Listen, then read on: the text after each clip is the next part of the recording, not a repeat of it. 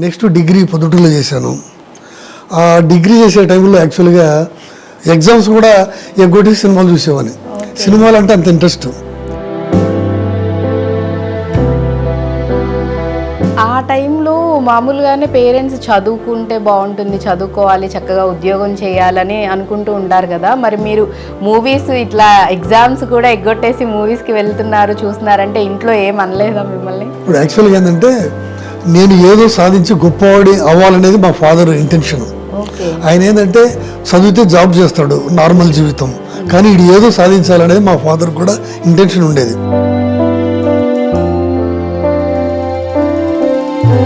అసలు ఏ నమ్మకంతో మీరంతా బ్లైండ్గా ఒక సూట్ కేస్ పట్టుకొని చెన్నై వెళ్ళిపోయారు? అంటే కాన్ఫిడెన్స్ అమ్మా, అంటే సినిమాల మీద ఉన్న యావ ఏదో చేయాలా అనే తపన ఇంట్రెస్ట్తో అక్కడికి వెళ్ళడం జరిగింది. చిరంజీవి గారితో ఫస్ట్ పిక్చర్ కోతలో నేను పనిచేసాను. చేసిన తర్వాత మళ్ళీ నెక్స్ట్ మళ్ళీ చెన్నైకి వెళ్ళా. షూటింగ్ అయిపోయిన తర్వాత అక్కడ మళ్ళీ చిరంజీవి సినిమానే తగిలింది, ఆరణి మంటలు. అక్కడ సేమ్ డైరెక్టర్ కంటిన్యూ చేశాడు. తర్వాత వచ్చేసి టెంగురంగడి సినిమా చేశాడు, మళ్ళీ చిరంజీవి తగిలాడు అక్కడ. ఇట్లా 3-4 సినిమా, మళ్ళీ నాగు సినిమా, ఇట్లా అన్ని చిరంజీవి పిక్చర్లు చేస్తుంటే చిరంజీవి గారు ఏంటో నువ్వు ఎక్కడ పోయినా నా కాళ్ళగడ్డ తగులుతుంటావు అన్నాడు.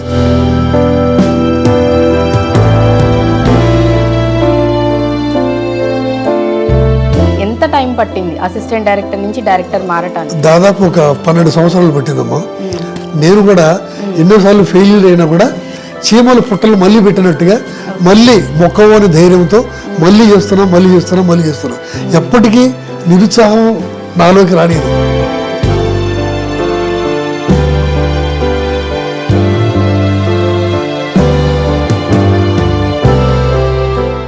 అందరికీ నమస్కారం, నేను మీ హర్షిత. సో మనం చూసుకున్నట్లయితే 80స్లో కానీ 90స్లో కానీ అప్పట్లో వచ్చిన సినిమాలు కానీ పాటలు కానీ scenes what ever it may be ఏదైనా కానీ అబ్బా అని అనిపిస్తూ ఉంటుంది. ఇప్పటికీ కూడా అంటే ఈ జనరేషన్ వాళ్ళం కూడా ఎన్నోసార్లు ఆ మూవీస్ చూడడం కానీ ఆ మూవీలో సీన్స్ చూసి అరే ఈ సీన్ ఇప్పటికీ కూడా ఎవర్ గ్రీన్ అని ఎన్నోసార్లు చెప్పుకున్న సందర్భాలు కూడా ఉంటూనే ఉంటాయి. మరి ఆ తరంలో ఎంతో మంచి మూవీస్ అందించిన డైరెక్టర్ ఈరోజు మనతో ఉన్నారు. వారెవరో కాదు, ఎస్ఎస్ రెడ్డి గారు. వీరు వచ్చేసేసి ఏంటంటే చిన్నపట్నం చిన్నవాళ్ళు, అలాగే లవ్ బర్డ్స్ మూవీతో సుపరిచితులు అనమాట. సో మరి ఈరోజు వారితో మనం చిట్చాట్ చేద్దాం. నమస్కారం సార్. నమస్తే సార్. అసలు మీ మూవీ ప్రయాణం గురించి, మూవీ జర్నీ గురించి మనం మాట్లాడుకోబోయే ముందు అసలు మీ ప్రాపర్ ఎక్కడ సార్? పుట్టి పెరిగింది ఎక్కడ? యాక్చువల్గా కడప జిల్లా ఎర్రగుంట్ల రైల్వే స్టేషన్ దగ్గర బసిరెడ్డిపల్లి అనేది నా ఊరమ్మా. నేను అక్కడే ఎర్రగుంటలో చదివాను. నెక్స్ట్ డిగ్రీ పొద్దుటూరులో చేశాను. ఆ డిగ్రీ చేసే టైంలో యాక్చువల్గా ఎగ్జామ్స్ రాసే టైంలో సినిమాలు ఎగ్జామ్స్ కూడా ఎగ్గొట్టి సినిమాలు చూసేవాడిని. సినిమాలు అంటే అంత ఇంట్రెస్ట్. ఆ సినిమాల్లో ఈ సినిమా ఎలా తీస్తారు, ఇంత సాంగ్స్ బాగున్నాయి, ఈ సబ్జెక్ట్ బాగుంది అని అలాగా మనలో లోపల ఒక డైరెక్షన్ మీద అవగాహన పెరిగింది. ఏమైనా సరే డైరెక్షన్ చేయాలా, డైరెక్షన్ నేర్చుకోవాలని చెప్పి అప్పుడే ఫిక్స్ అయిపోయానమ్మా. మరి అంటే ఆ టైంలో మామూలుగానే పేరెంట్స్ చదువుకుంటే బాగుంటుంది, చదువుకోవాలి, చక్కగా ఉద్యోగం చేయాలని అనుకుంటూ ఉంటారు కదా. మరి మీరు మూవీస్ ఇట్లా ఎగ్జామ్స్ కూడా ఎగ్గొట్టేసి మూవీస్కి వెళ్తున్నారు, చూస్తున్నారంటే ఇంట్లో ఏం అనలేదా మిమ్మల్ని? ఇప్పుడు యాక్చువల్గా ఏంటంటే నేను ఏదో సాధించి గొప్పవాడి అవ్వాలనేది మా ఫాదర్ ఇంటెన్షన్. ఆయన ఏంటంటే చదివితే జాబ్ చేస్తాడు, నార్మల్ జీవితం, కానీ ఇది ఏదో సాధించాలనేది మా ఫాదర్ కూడా ఇంటెన్షన్ ఉండేది. సో ఆయన ఏమన్నాడంటే నీకు సినిమా ఫీల్డ్ వెళ్ళాలంటే వెళ్ళు అని చెప్పాడమ్మా. అప్పుడు అక్కడ ఎగ్జామ్ అయిపోయిన తర్వాత, డిగ్రీ అయిన తర్వాత ఎర్రగుంటలో యాక్చువల్గా రైల్వే స్టేషన్ ఎక్కి చెన్నైకి వెళ్ళాను. చెన్నైకి వెళ్ళిన తర్వాత అక్కడ ఎవరు తెలిసిన లేరు. యాక్చువల్గా పాండి బజార్కి వెళ్ళాను. వెళ్ళిన తర్వాత ఒక చిన్న అసిస్టెంట్ డైరెక్టర్ పరిచయం అయ్యాడు. ఆ గీతా కెఫేలో ఆయన నేను కలిసి టీ తాగాము. టీ తాగిన తర్వాత ఏం బ్రదర్ ఎవరు అంటే చెప్పా, ఇలా వచ్చా నేను డైరెక్షన్ చేయాలని. నీకు ఏమీ తెలియదు, అప్పుడే డైరెక్షన్ ఎలా చేస్తావా అన్నాడు ఆయన. అంటే అసలు ఏ నమ్మకంతో మీరంతా బ్లైండ్గా ఒక సూట్ కేస్ పట్టుకొని చెన్నై వెళ్ళిపోయారు? అంటే కాన్ఫిడెన్స్ అమ్మా, అంటే సినిమాల మీద ఉన్న యావ ఏదో చేయాలా అనే తపన ఇంట్రెస్ట్తో అక్కడికి వెళ్ళడం జరిగింది. సో ఏదైనా సరే సాధిస్తానని నమ్మకం ఉంది. ఆ అసిస్టెంట్ డైరెక్టర్ ద్వారా ఈ వాహిని స్టూడియోకి వెళ్ళానమ్మా. వాహిని స్టూడియోకి వెళ్తే అక్కడ గేట్ దగ్గర లోపల పోనీలే, ఏం చేయాలరా అనుకున్నా. అంటుంటే అక్కడ యాక్చువల్గా అంకిరెడ్డిని ఒక ఎడిటర్ ఉన్నాడమ్మా, ఫేమస్ ఎడిటర్. సో ఆయన యాక్చువల్గా ఆటో దిగి లోపలికి వెళ్తున్నాడమ్మా. అప్పుడే ఆటోలు కొత్తగా వచ్చి సార్ నమస్తే సార్, నాది కడప, ఇట్లా వచ్చాడంటే రే రావయ్య అని లోపలికి తీసుకెళ్ళాడమ్మా. ఆ విధంగా వాహిని స్టూడియో లోపలికి వెళ్ళా. వెళ్ళిన తర్వాత చూస్తే అక్కడ రకరకాల కన్నడ, తమిళ్, తెలుగు, మలయాళం, అసలు ఒక పెద్ద స్వర్గలోకంగా కనపడింది నాకు. ఒక స్వర్గలోకంలా కనపడింది. సో డెఫినెట్గా ఇంకా అమితమైన ఉత్సాహంతో ఏదో సాధించాలనేసి ఇంకా అసలు 2-3 రోజులు అసలు ఆ షూటింగ్లు ఆయన వెళ్ళమన్నా కూడా వెళ్ళకుండా లోపల స్టూడియోలోనే దాక్కుని 2-3 రోజులు షూటింగ్లు చూశాను అనమాట. చూసిన తర్వాత సరే ఆయన అడిగి సార్ మీ అడ్రస్ ఇవ్వండి అంటే ఇచ్చాడు. ఆయన ద్వారా అడ్రస్ ద్వారా వెళ్ళి కలిసి ఒక డైరెక్టర్ దగ్గర చేరవయ్యా నువ్వు అన్నాడు.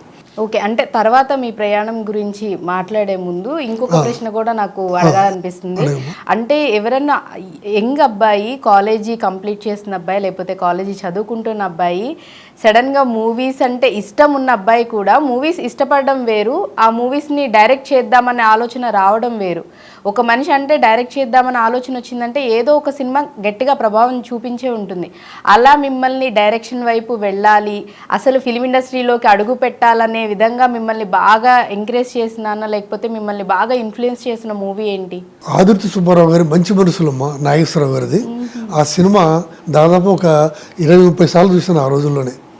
ఆ సినిమా నన్ను ఇన్స్పిరేషన్ చేసింది. ఆ సినిమా ప్రభావంతో నేను యాక్చువల్గా వెళ్ళడం జరిగింది. వెళ్ళిన తర్వాత అక్కడ యాక్చువల్గా ఈ డైరెక్టర్ ఆ డైరెక్టర్ని 2-3 కలిసానమ్మా. వాళ్ళు రేపురా మాపురా అన్నారు. అట్లా ఒక 6 నెలలు గడిచిపోయింది. అట్లా 6 నెలలు టైం వేస్ట్ అయిన తర్వాత డబ్బులు అయిపోయినాయి. ఊరికి వచ్చాను. ఊరికి వచ్చిన తర్వాత మళ్ళీ మా ఫాదర్ నువ్వు ఏమైనా సరే ఇల్లు సాధించు అన్నాడు ఆయన. మళ్ళీ డబ్బులు ఇచ్చాడు. అప్పుడు ఏంటంటే ఒక తెలిసిన అబ్బాయి ద్వారా బెంగళూరుకి వెళ్ళానమ్మా. బెంగళూరుకి వెళ్ళి ఒక కన్నడ పిక్చర్కి అసిస్టెంట్ డైరెక్టర్గా పనిచేశాను. కన్నడ పిక్చర్కి అసిస్టెంట్ డైరెక్టర్ కన్నడ అంత ఇంత నేర్చుకున్నాను. తర్వాత మనం డైరెక్షన్ చేయాల్సింది తెలుగులో కదా. సరే ఆ పిక్చర్ అయిపోయిన తర్వాత మళ్ళీ చెన్నైకి వచ్చాయి.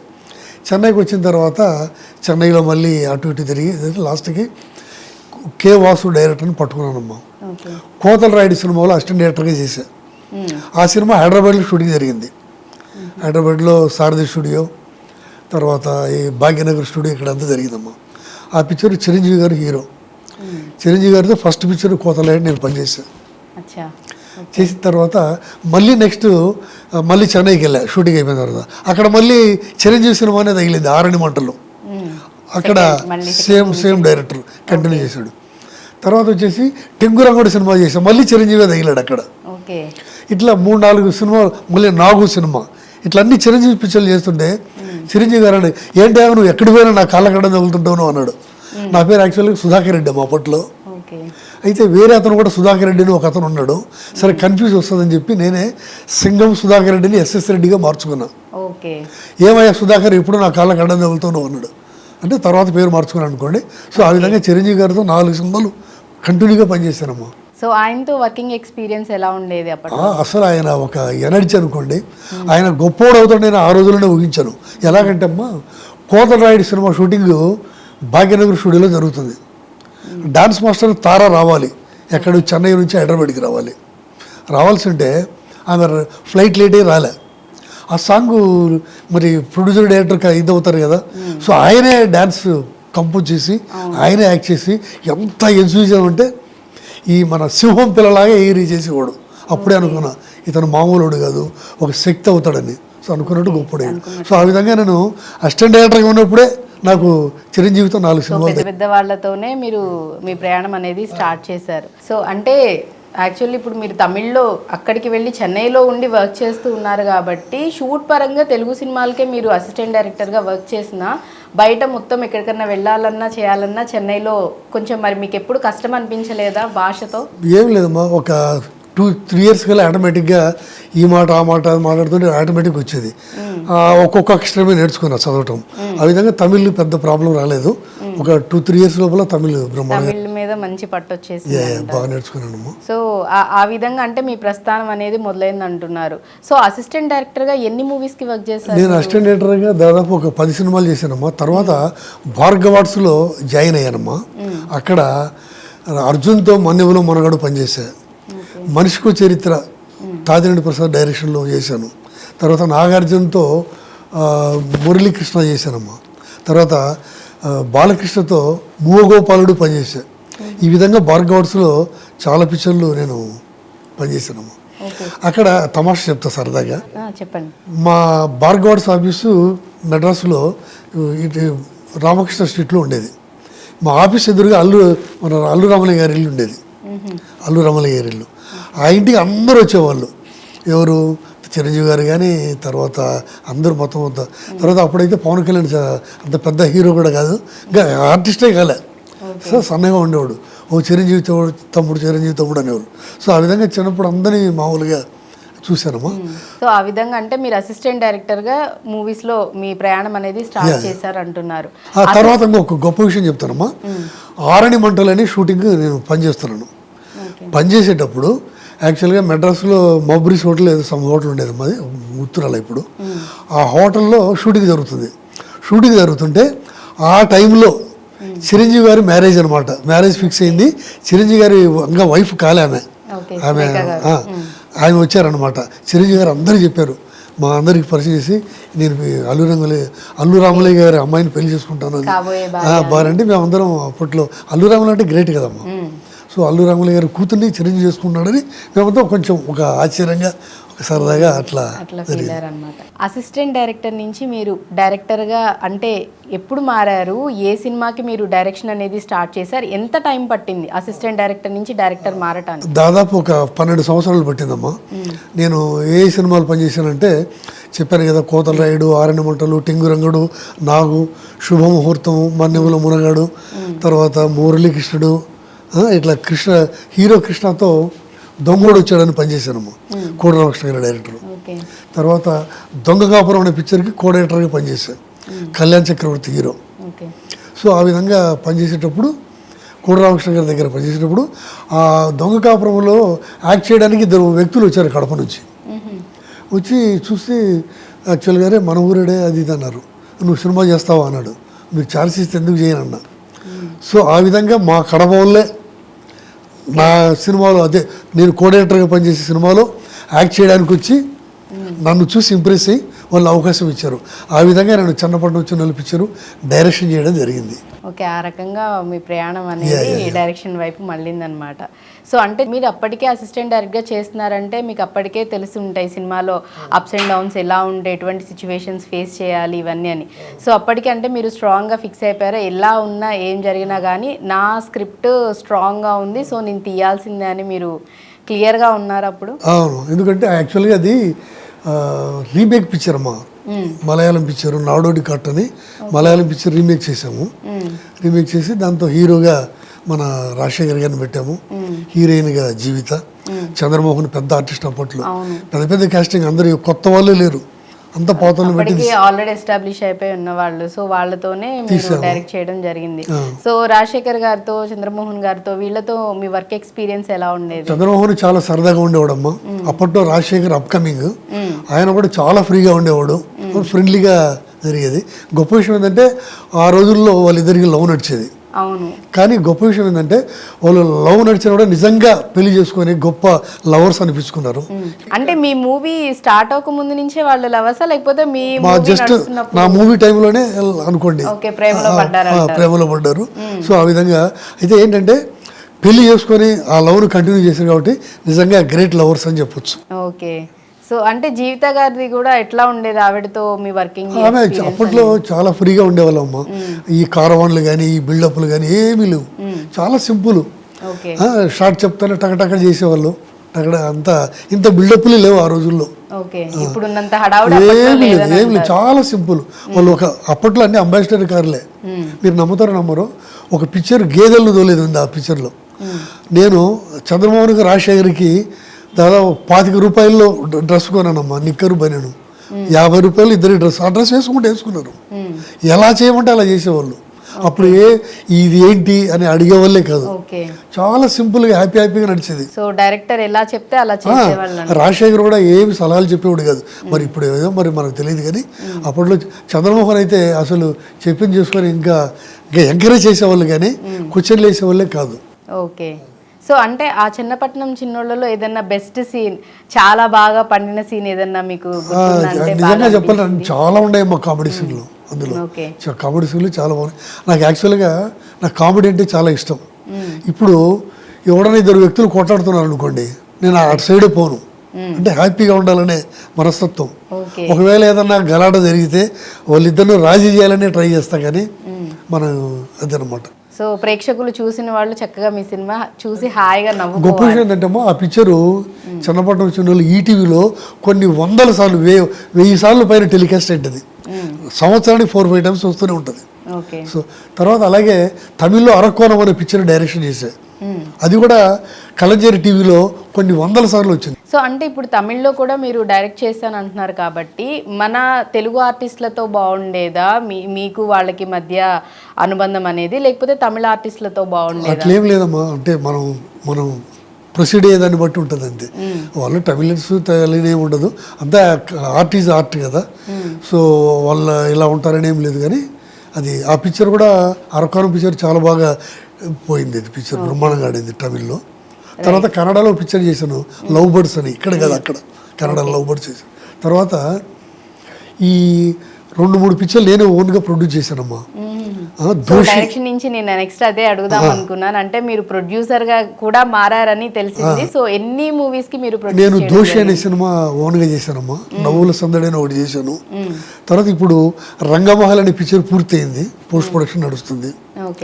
తర్వాత ఇప్పుడు యాక్చువల్గా ఏమైందంటే, యాక్చువల్గా నేను మొదటి నుంచి అసిస్టెంట్ డైరెక్టర్ అనుకున్నాను కదా, డైరెక్టర్ అయ్యాను, ప్రొడ్యూసర్ అయ్యాను. ఇప్పుడు కొత్తగా ఒక గజ్జి లాంటిది ఏర్పడింది. ఏంటంటే సరదాగా చెప్తా, యాక్టింగ్ గజ్జి అంటారు దాన్ని. యాక్చువల్లీ ఏమైందంటే, ఒక రంగమహల్ అనే సినిమా షూటింగ్ జరిగే టైంలో ఒక చిన్న పాప వచ్చేది. ఆ పాప చాలా యాక్టివ్గా ఉంది. ఉంటే వాళ్ళ ఫాదర్ మదర్ వచ్చి, మా పాపకి ఏదైనా వేషం ఇవ్వచ్చు కదా అన్నారు.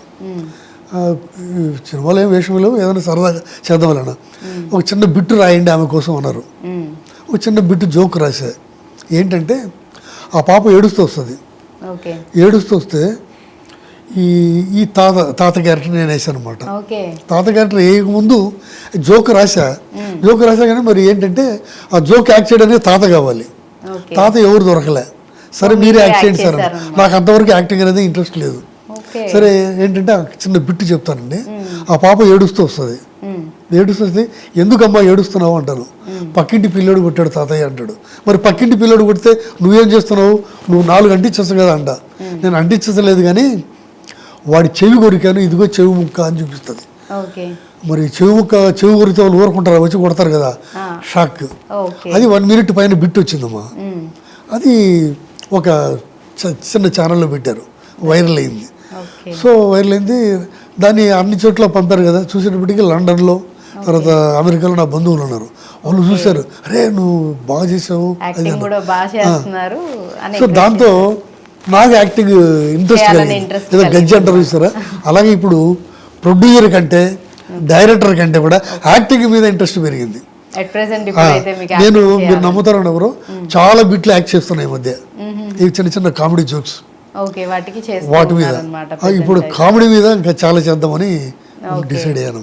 రైట్. అప్పట్లో అంటే మీరు డైరెక్టర్గా ఉన్నప్పుడు కథ అనుకున్నాక హీరో హీరోయిన్లు మొత్తం అందరినీ తీసుకోవడం జరిగేదా, లేకపోతే ముందే తీసుకున్న తర్వాత వాళ్ళని, అంటే పలానా హీరోని లేకపోతే హీరోయిన్ తీసుకున్న తర్వాత వాళ్ళని దృష్టిలో పెట్టుకొని కథ రాసేవాళ్ళ? అంటే సబ్జెక్ట్కి ఈ ఆర్టిస్టులు పనికొస్తారు, ఈ ఆర్టిస్ట్ పనికొస్తారని ఆ విధంగా వెళ్ళేవాళ్ళం. సబ్జెక్ట్ అకార్డింగ్ టు సబ్జెక్ట్ ఆర్టిస్టులు సెలెక్ట్ చేసేవాళ్ళం. అయితే అప్పట్లో అయితే పాత సినిమాలలో మ్యాక్సిమం అందరినీ పాతలోనే పెట్టేవాళ్ళం. ఇప్పుడు కొత్త కొత్తలతో చేస్తున్నారు చాలా మంది. అది ఆ ట్రెండ్ ఏంటంటే, అప్పట్లో పాత ఆర్టిస్టులు ఉంటేనే అప్పుడు బయర్లు కొనేవాళ్ళు, ఫైనాన్స్ ఇచ్చేవాళ్ళు. ఇప్పుడు ఫైనాన్స్ ఇచ్చేవాళ్ళు లేరు, బయర్లు లేరు. చిన్న సినిమాలకు అసలు ఒక ఇదే లేదు, చాలా కష్టంగా ఉంది. సో ముందు మీరు కథ రాసుకున్న తర్వాత ఆర్టిస్టులందరినీ మీరు తీసుకోవడం అనేది జరిగేది.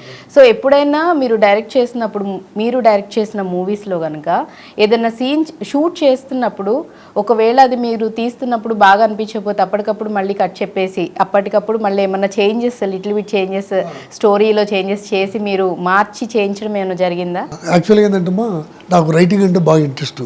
నేను రైటర్ని కాబట్టి ఒకవేళ వాళ్ళు యాక్ట్ చేయలేకపోతే ఆల్టర్నేట్గా ప్లాన్ చేసేవాడిని, మళ్ళీ కట్ షార్ట్స్ చేసేవాడిని, ఇలాగా చేసేవాడిని. తర్వాత ఇంకో చిన్న విషయం ఏంటంటే, మధ్యలో ఒక 5-6 ఇయర్స్ నేను సీరియల్స్ కూడా డైరెక్షన్ చేశాను.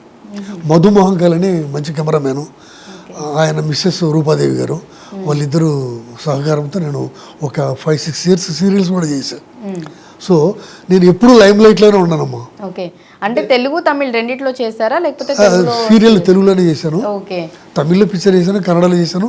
బట్ ఏంటంటే యాక్చువల్గా అందరూ అనుకుంటారు మన పబ్లిసిటీ లేదు. యాక్చువల్గా నేను ఎప్పుడు వర్క్ చేస్తూనే ఉంటానమ్మా, ఎప్పుడు ఏదో రాస్తూనే ఉంటాను, చేస్తూనే ఉంటాను.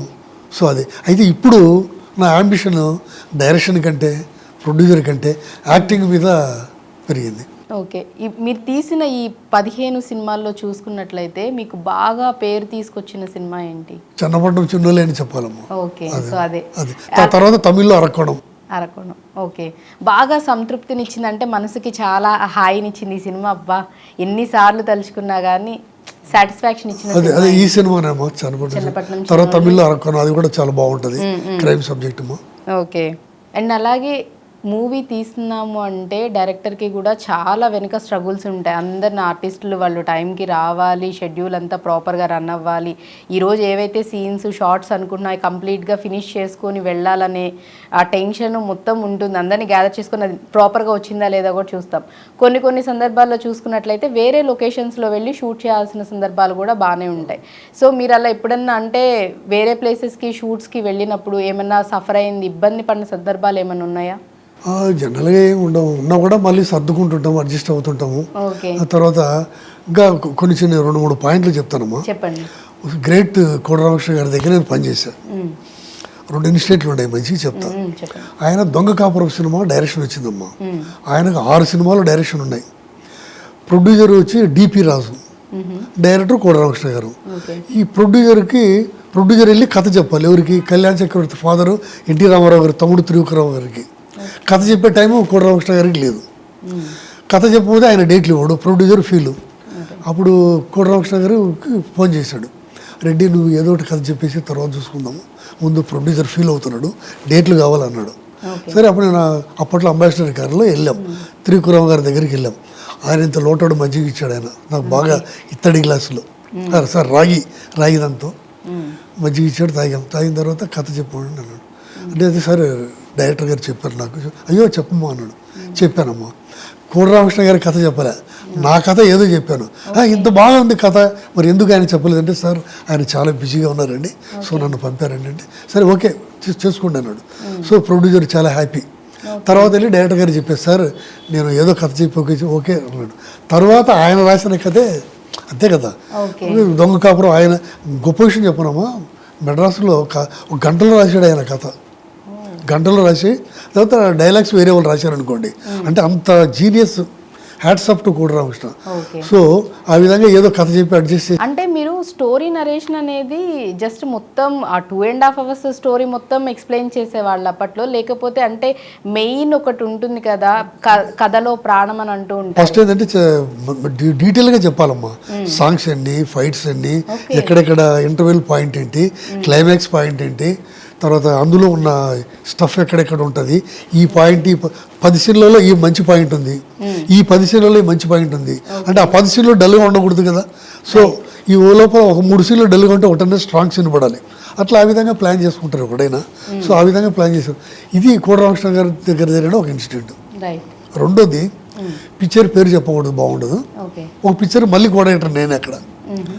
యాక్చువల్గా హీరో కృష్ణ గారి డేట్లు ఆయన చాలా బిజీ ఆ రోజుల్లో. ఆయన బర్త్డే అయితే బర్త్డేకి ఏం చేయాలి, బ్రహ్మాండమైన కోటీశ్వరుడి క్యారెక్టర్ కోటీశ్వరుడు అయినప్పుడు ఏం చేయాలా, చాలా లావిష్గా డెకరేట్ చేయాలి. సడన్గా షూటింగ్ పెట్టేశారు. కోటరామకృష్ణ అండి, రెడ్డి ఇట్రా ఏమనుకో అన్నాడు. ఉన్న విషయం చెప్తున్నా, నేను చెప్పండి. ఏం లేదు, హీరో కృష్ణ గారు పెద్ద కోటీశ్వరుడు, మరేమో డెకరేషన్ లేదు, ఎట్లా అన్నాడు. సార్ ఏమనుకోవచ్చు చెప్తానన్నా. చెప్పన్నాడు. నువ్వు చెప్పడానికే కదా మాకు ఉండేదన్న. ఏం లేదు సార్, నాకు సింప్లిసిటీ అంటే ఇష్టము, అందుకే నా బర్త్డేని గ్రాండ్గా జరుపుకోకుండా చాలా సింపుల్గా జరుపుకుంటాను అని చెప్పాడు. అరే బాగుందయ్యా అన్నాడు. అలాగనే హీరో కృష్ణ గారు ప్రొడ్యూసర్ అందరూ వచ్చారు. వచ్చిన తర్వాత ఏంటి డెకరేషన్ లేదు అన్నాడు. సార్ ఇట్లా డైలాగ్ మార్చానండి అన్నాడు. అంటే ఆయన మార్చానంటే చెప్పాం. సో నేను కోటీశ్వరుని అయినా కూడా నాకు చాలా సింపుల్గా ఉండడం ఇష్టము, సింప్లిసిటీ అంటే ఇష్టము, అందుకే నా బర్త్డే గ్రాండ్గా జరుపుకోకుండా సింపుల్గా జరుపుకుంటానని చెప్పేసి సో ఆ విధంగా ఒక్కొక్కసారి కోఆర్డినేటర్గా నేను కొన్ని ఓకే, పరిస్థితులకు తగ్గట్టుగా కూడా మీరు మొత్తం స్క్రిప్ట్ని చేంజెస్ చేయడం అనేది కూడా జరుగుతుంది. ఇంకో విషయం చెప్పనమ్మా, ఆ రోజుల్లో కొన్ని పిక్చర్లకి నేను ఒక్కనే అసిస్టెంట్ డైరెక్టర్గా, అసోసియేట్ డైరెక్టర్, కోఆర్డినేటర్ కూడా మొత్తం లాగించిన సందర్భాలు కూడా ఉన్నాయి. డైరెక్టర్ నేను ఇద్దరమే, అంటే అంత సిన్సియర్గా చేసేవాడిని నేను. యాక్చువల్లీ దీనికి రిలేటెడే నేను అడుగుదాం అనుకున్నాను. ఏంటంటే అప్పట్లో ఆర్టిస్టులు అందరూ ఈవెన్ కథానాయకులు కూడా, అంటే హీరోలు హీరోయిన్స్ కూడా ఒక్కొక్కళ్ళు షెడ్యూల్స్లో రోజుకి 2-3 మూవీస్లో యాక్ట్ చేయడం అనేది జరుగుతుండేది. అంత బిజీగా ఉన్న ఆర్టిస్టులని మీరు ఎట్లా, అంటే వాళ్ళతో కోఆర్డినేషన్ ఎట్లా ఉండేది? అంటే ఇక్కడ షార్ట్ అయిపోయిందంటే మళ్ళీ వేరే చోటికి వెళ్ళిపోయేవాళ్ళు, but at the same time మీరు డైరెక్టర్ ఏ టైంకి చెప్తే ఆ టైంకి వచ్చేసేసి ఫినిష్ చేసుకుని వెళ్ళేవాళ్ళు. చాలా ఇంపార్టెంట్ పాయింట్ అమ్మా. ఈ రోజుల్లో సెల్ ఫోన్లు ఎన్ని ఉన్నాయి కదమ్మా, అంటే లొకేషన్ ఇక్కడ అట్లా ఇట్లా ఆ రోజుల్లో ఏంటంటే కోఆర్డినేటర్ షెడ్యూల్ వేస్తే ప్రొడ్యూసర్ డైరెక్టర్ ఓకే చేసిన తర్వాత దాంతో మార్పులు ఉండవు. 16వ తారీఖు షూటింగ్ అంటే 15వ తారీఖు రాజమండ్రిలో అయిపోయినా కూడా 16 మార్నింగ్ దిగేవాళ్ళు. అంత సిన్సియర్గా చేసేవాళ్ళు ఆర్టిస్టులు. అంటే 16వ తారీఖు షూటింగ్ అంటే 15 నైట్ చేసిన 16 దిగేవాళ్ళు అంతే. మళ్ళీ మేము రాలేకపోతున్నామండి, ట్రైన్ అయిపోయిందంటే చెప్పేవాళ్ళు కాదు. అంత పర్ఫెక్ట్గా టైం మెయింటైన్ చేసేవాళ్ళు, అంత పర్ఫెక్ట్గా జరిగేవి. సో ఈవెన్ అంటే సీనియర్ ఆర్టిస్టులు కూడా అలా అంతే, పెద్ద పెద్దలు కూడా అంత సిన్సియర్. మీకు క్లాషెస్ రాలేదా? జనరల్గా ఏమి రావు. ఇంకోటి ఏంటంటే క్లాషెస్ వచ్చినా కూడా నేను సర్దే టైప్ అనమాట. ఓకే, అట్లా అంటే జోవియల్గా హ్యాపీగా. ఇప్పుడు ఏదైనా ఆర్టిస్ట్ డల్ అయితే జోకులు వేసేవాళ్ళం. సో ఆ జోకులు వేసే పాయింట్తోనే నేను ఇప్పుడు ఆర్టిస్ట్ అయ్యానేమో అవుతున్నాను అనిపిస్తుంది. సో నేను ఇప్పుడు యాక్చువల్గా my ambition is to become character artist.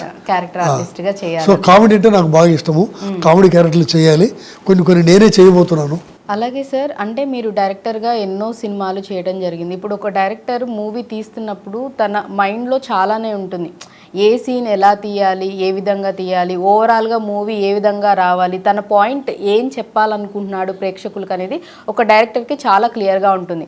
అలా మీరు అనుకోని, అంటే మీరు 100కి 200% పెట్టి మీరు వర్క్ చేసి తీసిన మూవీకి, బట్ అట్లీస్ట్ 100% కాదు కదా, ఒక 30-50% కూడా అనుకున్నంతగా రాలేదు, అరే నేను ఇంత బాగా తీస్తే ఏంటి, ఇంత నేను అనుకున్న రేంజ్లో లేదు అని అనిపించిన మూవీ ఏదన్నా ఉందా మీకు? యాక్చువల్గా అంటే డిసప్పాయింట్ నవ్వుల సందడి ఒక సినిమా ఫుల్ కామెడీ తీసా, కృష్ణుడు పెట్టి, నా ఓన్ పిక్చరే. కానీ జోక్స్ మరి చాలా బాగా చేశాను, కానీ ఎందుకో అతని టైం బాగలేదు. అంటే అతని సినిమాలు బాగా ఆడుతూ సడన్గా అతని మార్కెట్ పోయింది. ఆ దెబ్బతో నా సినిమా కూడా కొలాప్స్ అయిపోయింది. అట్లా ఒక్కోసారి డిసప్పాయింట్ అవుతుంటే తప్పదు. ఓకే, సో ఒక్కోసారి అటువంటి సిచ్యువేషన్స్ కూడా జరుగుతుంటాయి. అండ్ అలాగే అంటే టెక్నీషియన్స్తో కానీ ఇన్ని ఇయర్స్ మీరు ఇండస్ట్రీలో అసిస్టెంట్ డైరెక్టర్గా ప్రొడ్యూసర్గా ఉన్నారు, ఇంకా ఆ ప్రయాణం అనేది కొనసాగిస్తూనే ఉన్నారు. సో ఎన్నో రకాల ఆటుపోట్లు అనేది మీరు చూసి ఉంటారు. ఈ ప్రయాణంలో ఎప్పుడైనా టెక్నీషియన్స్తో కానీ, లేకపోతే ఆర్టిస్టులతో కానీ, హీరోలతో కానీ మీకు ఏమైనా గొడవలైన సందర్భాలు కానీ, లేకపోతే వాళ్ళు మిమ్మల్ని ఇబ్బంది పెట్టిన సందర్భాలు కానీ ఏమైనా ఉన్నాయా? ఇప్పుడు యాక్చువల్గా ఏంటంటమ్మా, నేను జోయల్గా, నాది జోయల్ క్యారెక్టర్, అందరితో సరదాగా ఉంటా. ఒక చికాకు పడేవాడు కూడా నన్ను చూస్తే నవ్వుతాడు. అంటే కాబట్టి నాకు ఎలాంటి ప్రాబ్లమ్స్ రావు, వచ్చినా కూడా చాలా ఈజీగా సాల్వ్ చేస్తా. జోక్స్తో అంటే నవ్వించి అలా చేసి ఇలా చేసి, కాబట్టి నన్ను చూస్తే టెన్షన్ పడేవాడు టెన్షన్ పడడు. ఓకే, కూల్గా ఉంటాడు. అండ్ అలాగే అంటే మీరు తీసిన ఈ మూవీస్లో ఏదన్నా మూవీలో ఎక్కువ నెంబర్ ఆఫ్ టేక్స్ ఎక్కువ తీసుకున్న సందర్భం ఏదన్నా ఉందా? జనరల్గా ఏం లేవమ్మా. అంటే ఏంటంటే నేను ఆర్టిస్ట్కి చాలా ఈజీగా ఎక్స్ప్లెయిన్ చేస్తా, సింపుల్ మెథడ్లో ఎక్స్ప్లెయిన్ చేస్తా.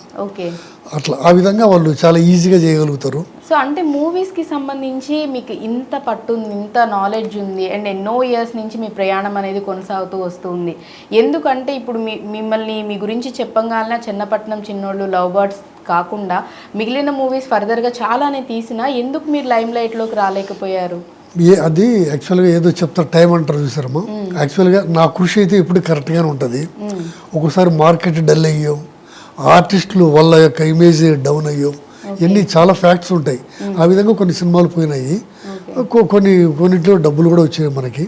సో ఇప్పుడు ఏంటంటే ఒక అవార్డు పిక్చర్ తీయాలనేది నా అంబిషన్.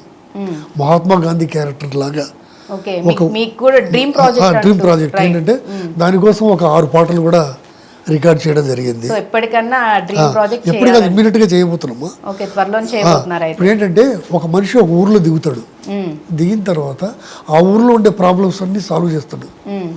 అన్ని సాల్వ్ చేసిన తర్వాత ఆ ఊర్లో వాడికి చాలా గొప్ప పేరు వస్తుంది.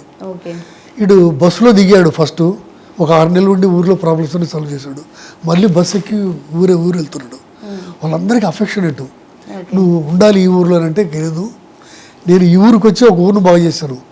అలాగే ప్రతి ఒక్కడు ఊరికి ఒక ఊరిని బాగు చేసినా కూడా మన దేశం బాగుపడుతుంది.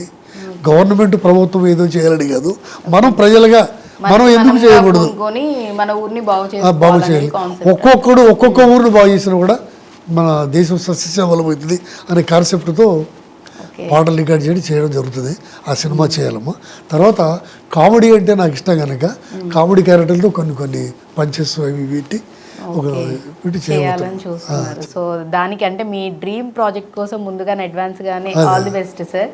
అండ్ అలాగే మీరు అంటే ఇంత స్ట్రగుల్స్ ఇన్ని చూసిన తర్వాత ఏ రోజన్నా అనిపించిందా మీకు, అంటే చెన్నై మీరు వెళ్ళిన తర్వాత స్టార్టింగ్ డేస్లో కానివ్వండి, లేకపోతే ఒక సక్సెస్ అందుకొని అది సస్టైన్ అవ్వకుండా మళ్ళీ కొన్ని ఎప్పుడైతే ఫ్లాప్స్ అయ్యాయని చెప్పారు కదా మీరు మూవీస్, అటువంటి సందర్భాల్లో కానీ ఈ ఫీల్డ్ వదిలేసి వెళ్ళిపోదాం, మన ఊరు వెళ్ళిపోయి ఊర్లోనే ఏమన్నా చేసుకుందాం ఉద్యోగం అని ఎప్పుడన్నా అనిపించిందా మీకు? చెప్పేదమ్మా, ఇప్పుడు చీమలు పుట్టలు పెడతాయమ్మా, పెట్టిన తర్వాత ఎవడో కాలుతో తోస్తాడు, కాలుతో తోసిన తర్వాత ఏమవుతుంది, మళ్ళీ చీమలు మళ్ళీ పుట్టలు పెడుతుంది, మళ్ళీ ఏదో ఒక ఏదో తొక్కింది అనుకోండి, ఆ పుట్టంతా పోతే చీమలన్నీ పోతాయి, మళ్ళీ పుట్టను పెడుతుంది. అలాగే నేను కూడా ఎన్నోసార్లు ఫెయిల్యూర్ అయినా కూడా చీమలు పుట్టలు మళ్ళీ పెట్టినట్టుగా మళ్ళీ మొక్కవోని ధైర్యంతో మళ్ళీ చేస్తున్నా. ఎప్పటికీ నిరుత్సాహం నాలోకి రానియను. నాలో ఇంకోటి ఏంటమ్మా, నేను వాకింగ్ ఎక్కువ చేస్తాను, ఇట్స్ మై హెల్త్ సీక్రెట్. రెండోది ఎవ్రీడే మినిమం 1.5 hours మెడిటేషన్ చేస్తానమ్మా. సో ఆ విధంగా హెల్త్ ప్రాబ్లమ్స్ ఎలా లేకుండా ఆరోగ్యాన్ని కాపాడుకుంటూ నిరుత్సాహపడకుండా అధైర్యపడకుండా ముందుకెళ్తూనే ఉంటాం. రైట్. సో ఈ విధంగానే అంటే ఒక మనిషి సక్సెస్ అయినప్పుడు, తను వర్క్ చేస్తున్న ఫీల్డ్లో సక్సెస్ అయినప్పుడు చాలామంది ఉంటారు సపోర్ట్ చేయడానికి కానీ ఎంకరేజ్ చేయడానికి కానీ. బట్ అదే మనిషి ఫెయిల్ అయినప్పుడు, అదే ఏ ఫీల్డ్లో ఎంచుకున్నారో ఆ ఫీల్డ్లో ఫెయిల్ అయినప్పుడు సపోర్ట్ చేసే వాళ్ళు అనే వాళ్ళే ఉండరు. ఆల్రెడీ మేము చెప్పాము కానీ వినిపించుకోకుండా వెళ్ళారు, ఇటువంటి మాటలు అనేవి చాలామంది ఫేస్ చేసే ఉండుంటారు. సో మీరు కూడా ఎప్పుడైనా అటువంటి సందర్భాన్ని ఫేస్ చేశారా? ఈవెన్ లేదు, మీ ఫ్యామిలీ మెంబర్స్ మీ సక్సెస్ చూసుంటారు, మీరు ఫెయిల్ అయినప్పుడు కూడా వాళ్ళ సపోర్ట్ ఏ విధంగా ఉండేది మీకు? వాళ్ళు ఏంటంటేమో, నేను యాక్చువల్గా ఫ్యామిలీ వాళ్ళు ఫెయిల్ అయినప్పుడు నిరుత్సాహపరుస్తారు, అయినా కూడా నేను ఇచ్చే ధైర్యం వాళ్ళకి. ఒకటి ఏంటంటే, మనం ఎప్పటికీ అంటే ఒకరి మీద డిపెండ్ అవ్వను ఫైనాన్షియల్గా, కింద మీద పడి నేనే సంపాదించుకుంటాను, నేనే ఖర్చు పెడతాను. కాబట్టి ఒకరి మీద డిపెండ్ అవ్వను కాబట్టి మనం ఎవరు ఏమి నిరుత్సాహపరచరు, మనం అలాగే ప్రొసీడ్ అవుతూనే ఉంటాం. అండ్ మీ పేరెంట్స్ గురించి చెప్పారు, మరి మీ ఫ్యామిలీ గురించి, మీ భార్య పిల్లలు వాళ్ళ గురించి కూడా మాకు చెప్తారా? అదేనమ్మా, ఒక హ్యాపీ ఫ్యామిలీ, వైఫ్ వచ్చి హౌస్ వైఫ్, 2 పిల్లలు హ్యాపీగా వాళ్ళు ఉన్నారు, ఏ ప్రాబ్లమ్స్ లేవమ్మా. So well settled, financial problems లేవు. ఇప్పుడు ఏంటంటే నేనే ఇంకా ఏదో చేయాలి.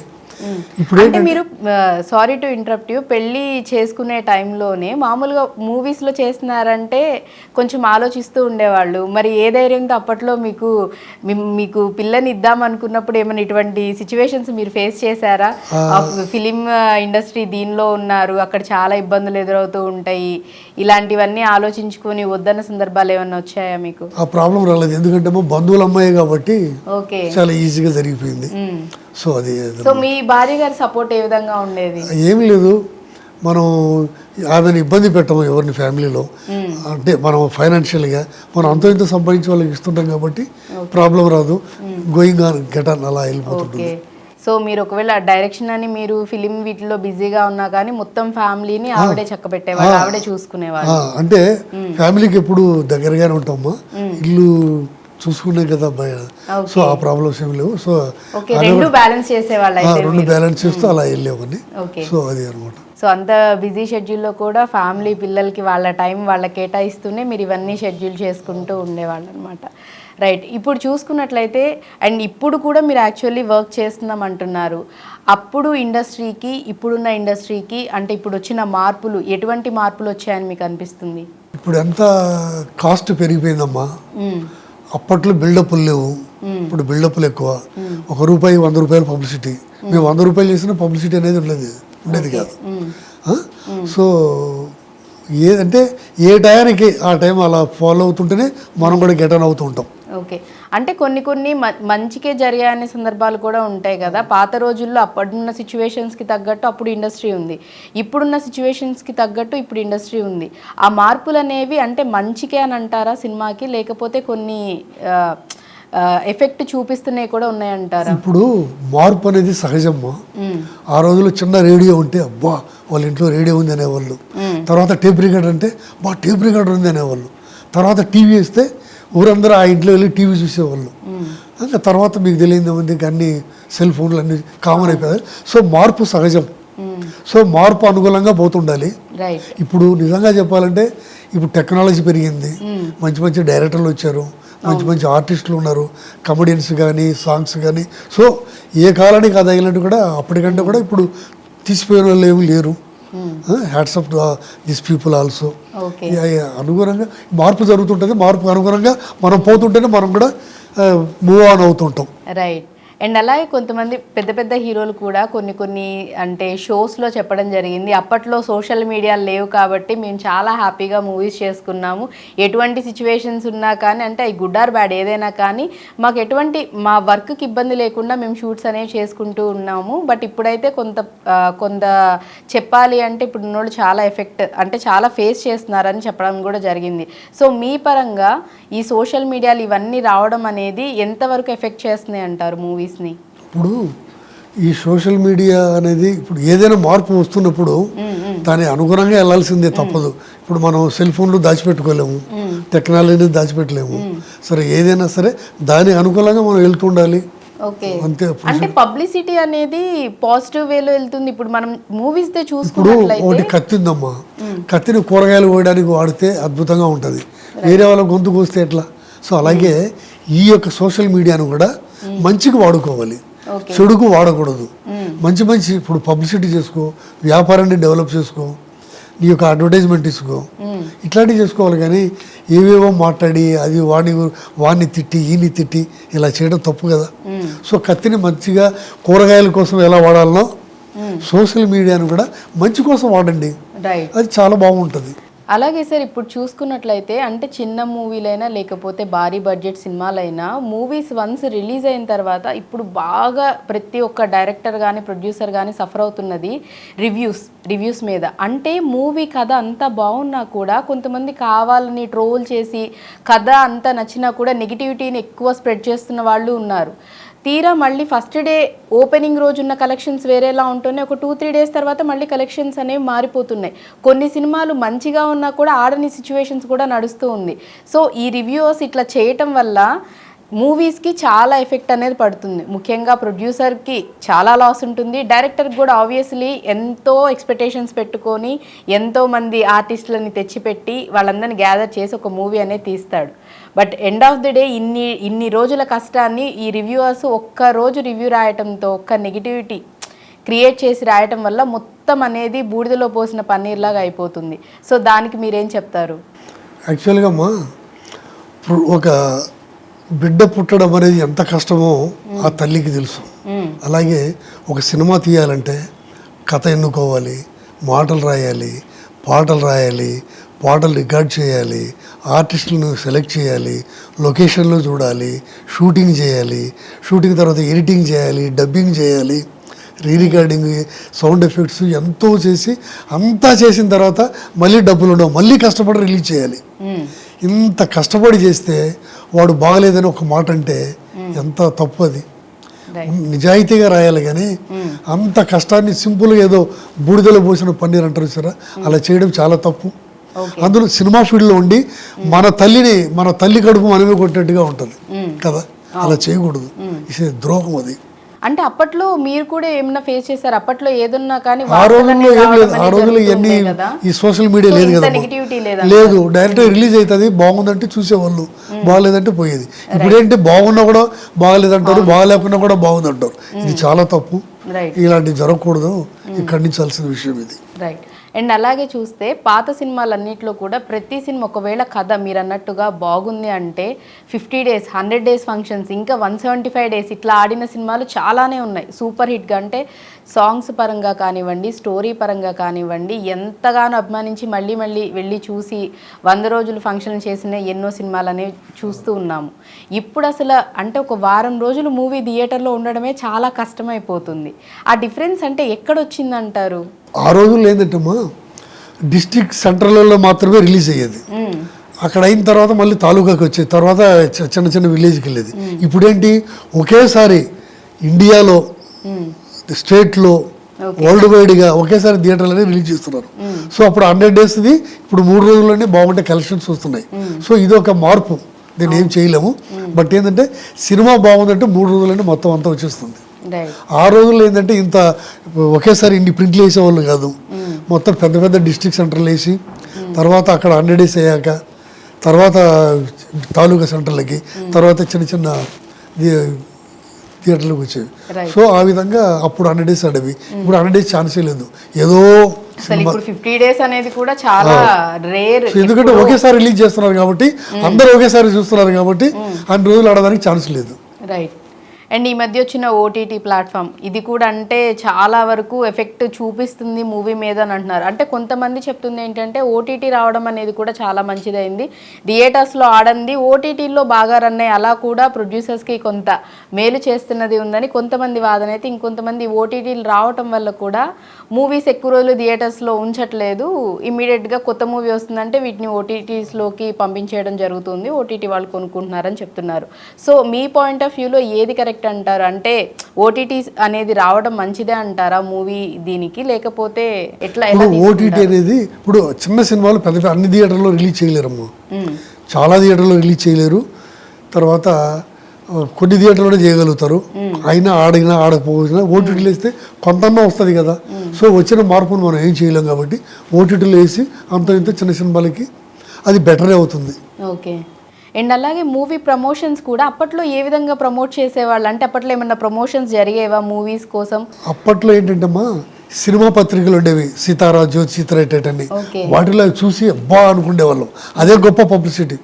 వాళ్ళు పలానప్పుడు రిలీజ్ అవుతుంది, ఇది first week, second week, third week అట్లా పేపర్ ద్వారా ఇన్స్పైర్ అయ్యేవాళ్ళు. అప్పుడు ఇంత సోషల్ మీడియా లేదు కదా.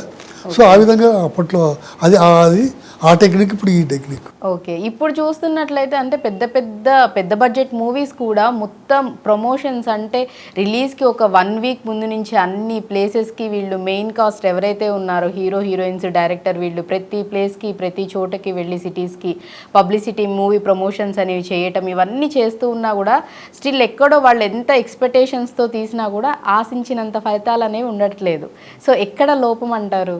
ఎక్కడ లోపం అంటే ఇప్పుడు సబ్జెక్ట్ అనుకున్నట్టు రీచ్ అవ్వకపోవచ్చు సాంగ్స్ కానీ, తర్వాత ఫ్యాన్స్కు అలా రీచ్ కాకపోయినప్పుడే వచ్చిన ఇబ్బంది అమ్మా ఇది. అది ఆ సబ్జెక్ట్లో ఏదో సంథింగ్ ఉంటేనే లోపం ఉంటేనే రీచ్ కాదు. రైట్. సో అది. సో యాజ్ ఏ డైరెక్టర్గా ఇప్పుడున్న డైరెక్టర్స్లో మీకు బాగా నచ్చిన డైరెక్టర్ ఎవరు? బాగా నచ్చిన డైరెక్టర్లు 5-6 మెంబర్స్ ఉన్నారమ్మా. సో పేర్లు ఎందుకంటే వాళ్ళందరూ ఇప్పుడు సో అంటే ఎవరి వర్కింగ్ స్టైల్ అనేది ఇప్పుడు యాక్చువల్గా అండి రాజమౌళి అంటే ఇష్టం అమ్మా. ఎందుకంటే ఆయన అనుకునేది కరెక్ట్గా క్రియేట్ చేస్తాడు. ఇప్పుడు కొంతమంది డైరెక్టర్లు కొన్ని పెద్ద పెద్ద సక్సెస్ పిక్చర్లు బొమ్మ కూడా సరిగా కనపడకుండా నైట్ ఎఫెక్ట్లు అంతా తీస్తున్నారు. ఈయన బ్రహ్మాండంగా కనబడుతుంది పిక్చరు, విజువల్ కానీ, ఆ షార్ట్స్ తీయడం కానీ, ఆ రిచ్నెస్ కానీ, ఆ గ్రాండియర్ కానీ ఎవ్రీథింగ్ సూపర్గా ఉంటుంది. నిజంగా అప్పట్లో దాసరి నారాయణరావు గారు డైరెక్టర్లు ఉన్నారని చెప్పాడు ఆయన. ఇప్పుడు తెలుగు సినిమాలకి అంతర్జాతీయ ఖ్యాతి చేసింది Rajamouli. Hats up to him. So Rajamouli great. దాని తర్వాత మిగతా వాళ్ళంతా లేరని కాదు, దాసరి నారాయణరావు తర్వాత అంత గొప్ప డైరెక్టర్ నా ఉద్దేశంలో రాజమౌళి. ఎందుకంటే ఇంటర్నేషనల్గా మన తెలుగు ఫీల్డ్ రీచ్ చేశాడు కాబట్టి. రైట్. అండ్ అలాగే అంటే మీరు పెద్ద హీరోస్తో కూడా వర్క్ చేయడం జరిగింది. ఆ తరం వాళ్ళతో మీరు చాలా మందితో ఆల్మోస్ట్ అందరు అగ్ర కథానాయకులతో మీరు వర్క్ చేశారు. అప్పట్లో వర్క్ చేసిన వాళ్ళలో మీ ఫేవరెట్ నటీనటులు కానీ, లేకపోతే ఇప్పుడు వర్క్ చేస్తున్న వాళ్ళు అట్ ప్రెసెంట్ కూడా మీరు వర్క్ చేస్తున్నారని చెప్తున్నారు. సో ఇప్పుడున్న వాళ్ళలో హీరోయిన్స్లో మీ ఫేవరెట్ ఎవరు? యాక్చువల్గా చెప్పాలంటే చిరంజీవి గారమ్మ. ఆయన ఆ రోజుకి ఈ రోజుకి మెగాస్టార్ అనే కాకుండా బిహేవియర్లో కూడా చాలా సింపుల్గా ఉండేవాడు. బిల్డప్లు కానీ అది కావాలని లేవు ఆ రోజు. ఇప్పటికి కూడా ఆయన అదే మెయింటైన్ చేస్తున్నాడని ఉన్నాడు. సో ఆయన చాలా ఎంత ఎదిగినా ఒదిగే ఉంటారు. ఆయనతో వర్క్ చేసిన నేను 4 సినిమాలు పనిచేశానమ్మా ఆయనతో. అప్పట్లో అంటే చిరంజీవి అప్పట్లో రామారావు, ఎన్టీ రామారావు, నాగేశ్వరరావు, కృష్ణ, శోభన్ బాబు, కృష్ణవరం వీళ్ళందరూ ఉన్నారమ్మా. అంటే ఈయన అప్పట్లో సెకండ్ రేంజ్ అయినా కూడా చాలా ఇన్స్పైర్గా చేసేవాడు. తర్వాత అప్పుడప్పుడే పైకి వచ్చేవాడు, ఎదుగుతున్నాడు. అయినా కూడా గర్వం కానీ బిల్డప్లు కానీ ఏమీ లేవు. తర్వాత ఒక సినిమా వేరే వాళ్ళు చెప్పారు, ఇక్కడ తలకోనలో షూటింగ్ చేసేదమ్మా. తలకోనలో షూటింగ్ చేసేటప్పుడు కిరాయి రౌడీలు సంథింగ్, అక్కడ లాడ్జీలు గిడ్జీలు ఏముండవు. అక్కడ అంత ఫారెస్ట్ అనమాట. ఆ ఊర్లో చిన్న ఊరు ఉంటుంది. ఆ ఊర్లో చిన్న ఈ హౌస్లో కోదండరామిరెడ్డి గారు, చిరంజీవి గారు ఒక రూమ్లో ఉన్నారు, చిన్న రూమ్లో. ఇప్పుడు ఉంటారా? ఇప్పుడున్న వాళ్ళకి మొత్తం క్యారవాన్లో, అసలు కారవాన్లో అంటే ఒక 6 days 7 days ఒక చిన్న రూమ్లో వాళ్ళిద్దరు ఉన్నారంట. చూడండి మరి ఇప్పుడు ఉంటారా ఎవరన్నా? సో నిజంగా ఎందుకంటే మీరు అడిగారు ఎవరు చెప్తున్నారు, అంత సింపుల్ మ్యాను ఆయన. సో అప్పట్లో చిరంజీవి గారు. మరి ఇప్పుడున్న వాళ్ళలో ఉన్నారనుకో చాలా మంది అలా ఇలా ఉన్నారు. ఎవరిది ప్రెసెంట్ బాగా మీకు నచ్చుతుంది? అంటే చేస్తున్న వాళ్ళు సెలెక్ట్ చేసుకుంటున్న మూవీలో క్యారెక్టర్ పరంగా కానివ్వండి, లేకపోతే మూవీస్ పరంగా కానివ్వండి, ఎవరు ఇప్పుడున్న వాళ్ళలో బాగా అనిపిస్తున్నారు మీకు? ఇప్పుడున్న వాళ్ళలో చాలా మంది ఉన్నారులేమో, మంచి సింపుల్గా ఉండే వాళ్ళు కూడా చాలా మంది ఉన్నారు. ఓకే.